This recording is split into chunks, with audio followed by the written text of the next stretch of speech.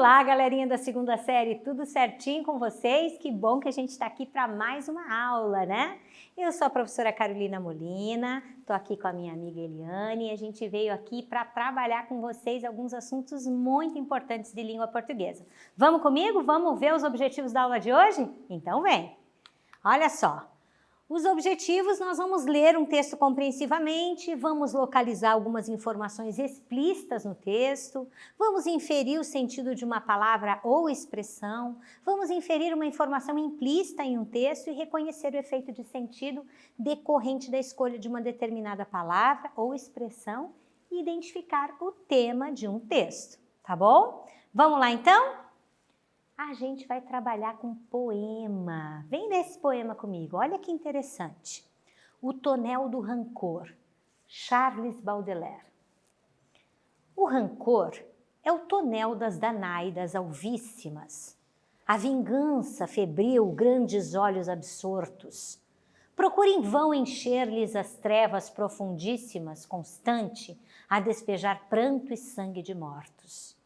O diabo faz-lhe abrir uns furos misteriosos por onde se extravasa o líquido em tropel. 1000 anos de labor, de esforços fatigosos, tudo seria vão para encher o tonel. O rancor é qual o ébrido em sórdida taverna, que quanto mais bebeu, ainda mais sede tem, vendo-a multiplicar como a hidra de Lerna. Mas se o ébrio feliz sabe com quem se avém, o rancor por seu mal não logra conseguir, qual torvo beberrão, acabar por dormir. Nossa, né? Vamos tentar entender algumas coisinhas desse texto, algumas coisinhas desse poema, e a gente vai começar ali com aquela primeira palavra, as Danaidas. Em mitologia grega, as Danaidas foram as 50 filhas de Danaus, que deveriam se casar com 50 filhos do irmão gêmeo de Danaus, que se chamava Aegyptus, um rei mítico. No mito, todas, exceto uma, mataram seus maridos na noite de núpcias, então elas são condenadas a passar a eternidade carregando água em uma peneira. Imagine. Na tradição, elas passaram a representar a futilidade de uma tarefa repetitiva que nunca pode ser concluída. Então, as Danaidas são as tarefas repetitivas que a gente nunca consegue terminar. Aquilo que a gente faz, tem que fazer de novo, faz e tem que fazer de novo. E aqui, né, eu coloquei até uma imagem aqui, né, sobre as Danaidas. Elas estão carregando e tanto os tonéis que elas carregam quanto que elas enchem estão furados, então eles nunca ficam cheios, né? Eles sempre vão precisar de mais água e elas estão carregando toda a vida essa água, né? Tem um exercício 1 para você. Então, agora que você já sabe o significado do tonel das Danaidas, interprete essa metáfora, que é a primeira do texto.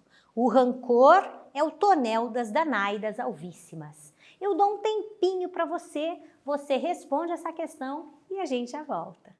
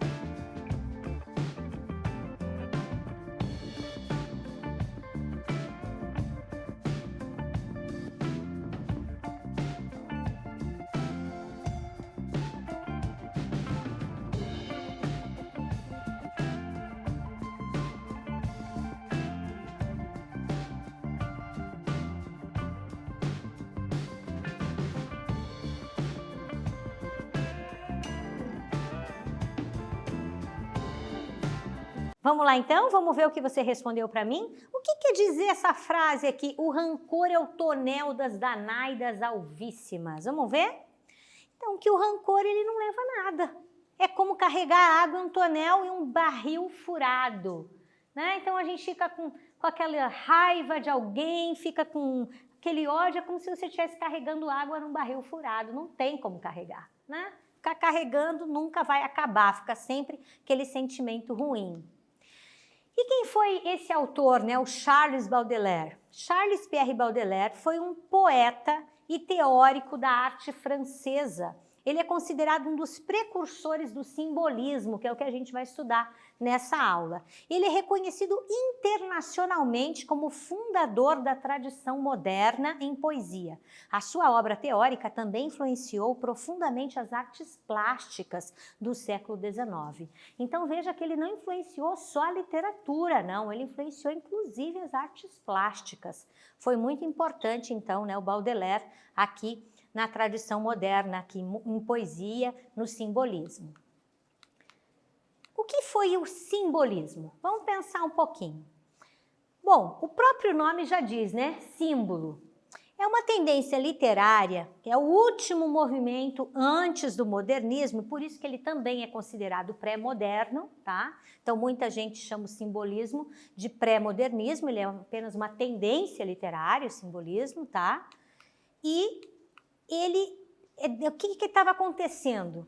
O contexto é o seguinte, foi uma reação ao realismo e ao naturalismo, porque as pessoas, assim, a gente já estudou o realismo e o naturalismo, né, como eles colocavam toda aquela verdade, jogavam tudo aquilo diante das pessoas, e parece que aquelas correntes cientificistas e positivistas do final do século XIX estavam meio impressionando demais. Então, foi quase que uma reação. E agora a gente vai trabalhar com símbolos. Vamos ver uma coisa de uma outra maneira, né? O simbolismo, então, as principais características do simbolismo são elementos místicos e transcendentais. Subjetividade, musicalidade e presença de figuras de linguagem como a sinestesia. Lembram da sinestesia?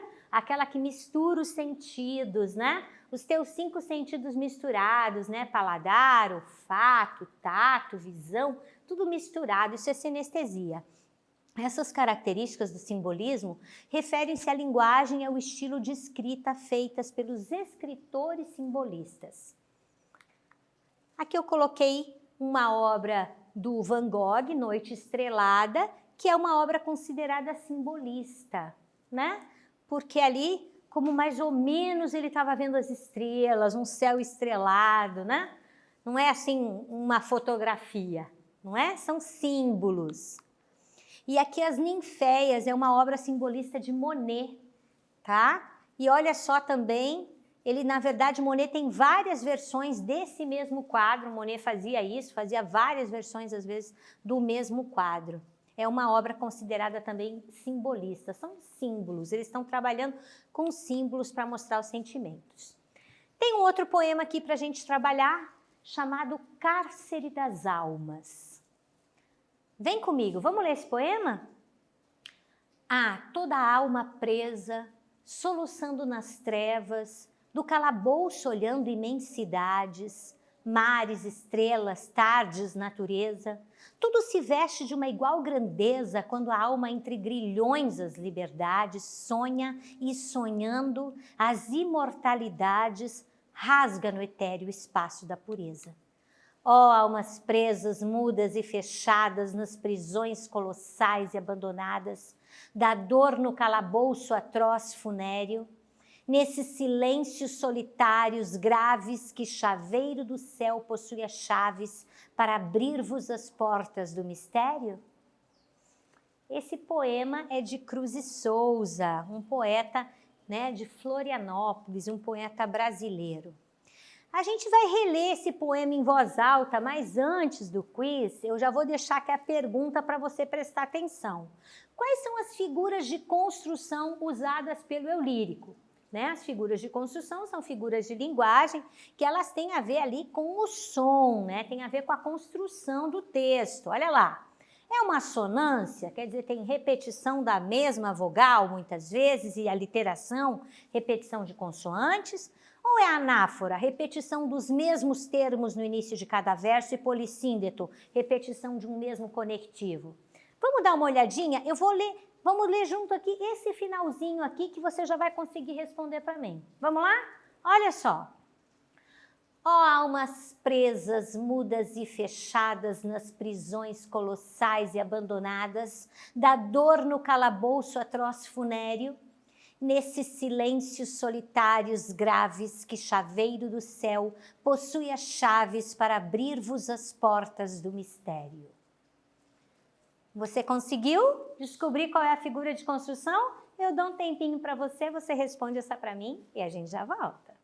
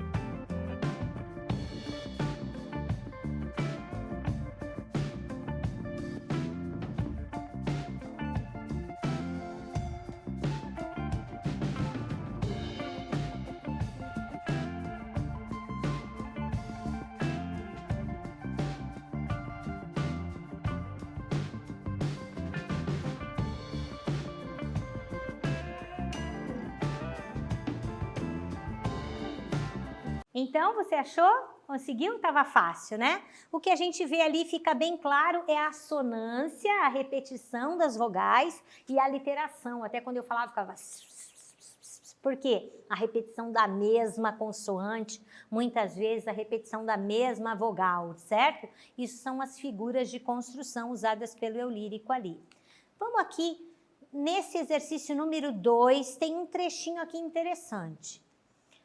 Ó almas presas, mudas e fechadas nas prisões colossais e abandonadas da dor no calabouço atroz funéreo, nesses silêncios solitários graves, que chaveiro do céu possui as chaves para abrir-vos as portas do mistério?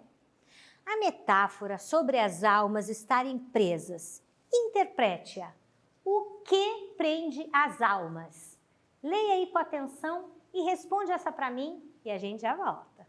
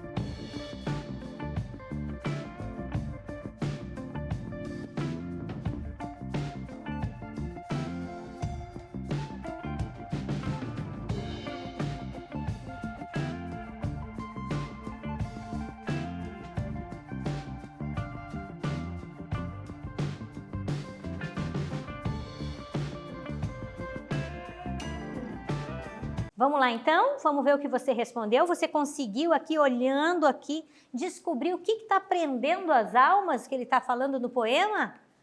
Então, o que prende é a dor. Repare que ele diz, ó almas presas, mudas e fechadas nas prisões colossais e abandonadas, da dor no calabouço, atroz funéreo. É a dor que está prendendo a alma, né? Cruz e Souza. Esse é o poeta, conhecido como Cisne Negro de nosso simbolismo, procurou na arte a transfiguração da dor de viver e de enfrentar os duros problemas decorrentes da discriminação racial e social. Era negro e filho de escravos, nasceu em Desterro, né, Santa Catarina, antiga Florianópolis, e faleceu aos 37 anos devido à tuberculose, né, bem jovem ainda. Foi jornalista. Como poeta, ele foi incompreendido pela crítica, só tendo seu valor reconhecido, infelizmente, né, após a sua morte. Sonho Branco. Olha esse poema aqui. De linho e rosas brancas vais vestido, sonho virgem que cantas no meu peito, és do luar o claro Deus eleito, das estrelas puríssimas nascido. Por caminho aromal, enflorescido, alvo, sereno, límpido, direito, segues radiante no esplendor perfeito, no perfeito esplendor indefinido. As aves sonorizam-te o caminho e as vestes frescas do mais puro linho, e as rosas brancas dão-te um ar nevado. No entanto, ó sonho branco de quermesse, nessa alegria em que tu vais, parece que vais infantilmente amortalhado. Mais um poema de Cruz e Souza. E eu tenho uma perguntinha para você no exercício 3. A crítica constata, nas metáforas simbolistas de Cruz e Souza, a obsessão por uma cor. Ele fala várias vezes de uma mesma cor, que também aparece muito nesse poema que lemos. Trata-se da cor, letra A, rosa como eram as flores, letra B, negra como eram as noites, ou letra C, branca como era o sonho. Fala para mim, eu dou um tempinho para você responder essa para mim e a gente já volta.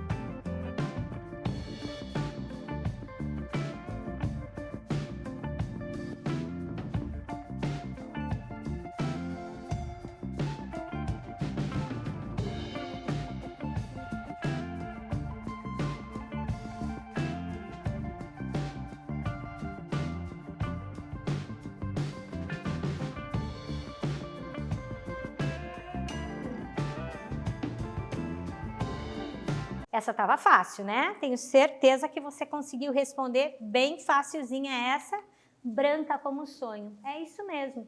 A gente vê muito assim que os críticos viram que ele tinha obsessão pela cor branca. Muitas vezes, em vários poemas, aparece o branco, a cor branca, várias vezes ele falando disso. Agora um outro poema para você, muito famoso do simbolismo, Ismália. Vamos ler? Vem comigo. Quando Ismália enlouqueceu, pôs-se na torre a sonhar. Viu uma lua no céu, viu outra lua no mar. No sonho em que se perdeu, banhou-se toda em luar. Queria subir ao céu, queria descer ao mar. E no desvario seu, na torre pôs-se a cantar, estava longe do céu, estava longe do mar. E como um anjo pendeu as asas para voar, queria a lua do céu, queria a lua do mar. As asas que Deus lhe deu ruflaram de par em par, sua alma subiu ao céu, seu corpo desceu ao mar. Esse poema de Alfonso de Guimarães, também um poeta nosso. Então, leia o poema e repare as palavras em destaque que se repetem no final das estrofes. Olha só, eu coloquei até em vermelhinho. Céu, mar, tá vendo? Céu, mar, céu, mar, céu, mar. Todas as estrofes terminam com essas duas palavras, tá? Qual figura de linguagem está presente na contraposição dessas palavras? Letra A é uma metáfora? Letra B é uma metonímia? Letra C é uma comparação? Ou letra D é uma antítese? Responde essa para mim, eu dou um tempinho para você e a gente já volta.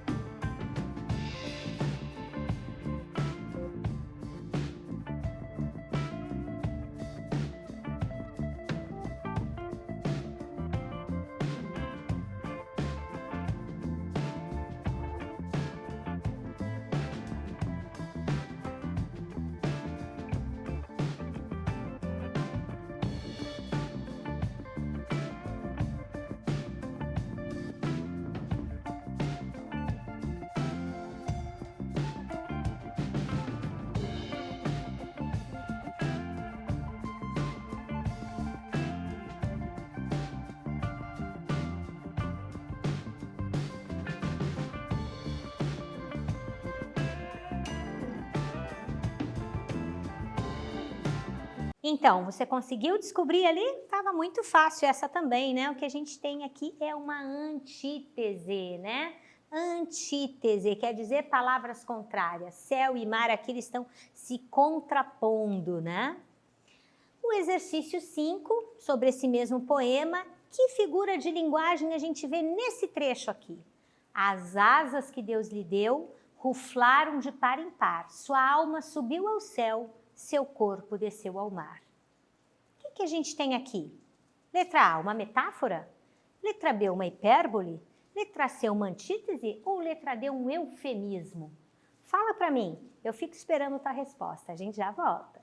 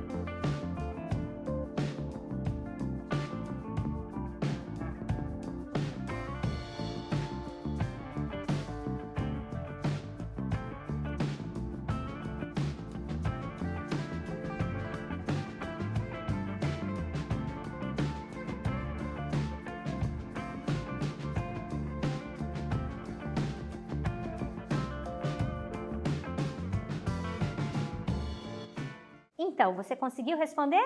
Como é que ficou a tua resposta aí? O que quer dizer isso? Sua alma subiu ao céu, o seu corpo desceu ao mar? O que quer dizer que aconteceu? Que ela morreu. Lembra que eu falei para vocês que o que mais existe eufemismos, que é abrandamentos, é de morte. Em vez de dizer simplesmente que ela morreu, ou que ela se suicidou, ou coisa desse tipo, simplesmente que diz aqui que a alma dela subiu ao céu e o corpo dela desceu ao mar. Esse é um eufemismo. E a gente termina falando desse nosso poeta, o Alfonso de Guimarães, também um poeta simbolista, né, um poeta brasileiro, um dos principais representantes do movimento simbolista no Brasil. Ele ficou marcado pela morte da sua prima, que também era sua amada, chamada Constança. Sua poesia é quase toda caracterizada pelo tema da morte da mulher amada, como a gente viu nesse poema Ismalha. Todos os outros temas que ele explorou, como religião, natureza e arte, de alguma forma se relacionam também com o tema da morte. Tá bom? O resumo da nossa aula de hoje, nós lemos alguns poemas simbolistas compreensivamente, localizamos informações explícitas, inferimos sentidos de palavra, expressões, inferimos informações implícitas também no texto, reconhecemos efeitos de sentido decorrente da escolha de uma determinada palavra, expressão, e identificamos o tema de um texto. Espero que você tenha gostado da nossa aula de hoje e na próxima aula a gente se vê para aprender mais um pouquinho. Um beijo para você!